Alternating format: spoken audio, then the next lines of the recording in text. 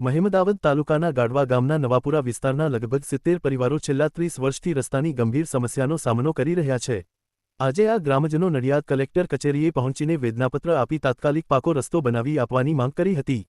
ગ્રામજનોના જણાવ્યા અનુસાર સામાન્ય દિવસોમાં પણ રસ્તાની હાલત ખરાબ રહે છે, પરંતુ ચોમાસામાં વરસાદ પડતાં જ કાદવ અને પાણી ભરાઈ જતાં વાહનવ્યવહાર અત્યંત મુશ્કેલ બની જાય છે।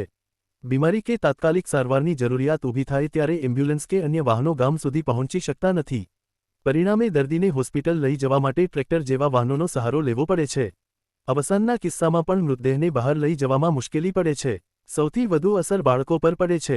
વરસાદના દિવસોમાં કાદવ પાણી ભરાયેલા રસ્તા પરથી શાળાએ જવું જોખમી બની જાય છે, જેનાથી તેમના ભણતર પર પણ અસર થાય છે। ગ્રામજનોનો આક્ષેપ છે કે છેલ્લા 3 દાયકાથી તેઓ રસ્તા માટે વારંવાર રજૂઆત કરી રહ્યા છે, પરંતુ કાયમી નિરાકરણ મળ્યું નથી। ચૂંટણીના સમયે નેતાઓ અને સ્થાનિક આગેવાનો ગામમાં આવી વચનો આપે છે, પરંતુ ચૂંટણી બાદ 5 વર્ષ સુધી કોઈ તેમની સમસ્યા જોવા આવતું નથી।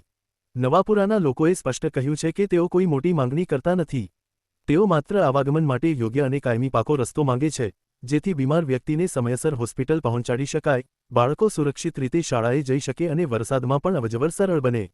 આજે કલેક્ટરશ્રીને વેદનાપત્ર આપી તંત્રને તાત્કાલિક કાર્યવાહી કરવા અને નવાપુરા વિસ્તાર માટે પાકો રસ્તો બનાવી આપવાની માંગ કરવામાં આવી છે।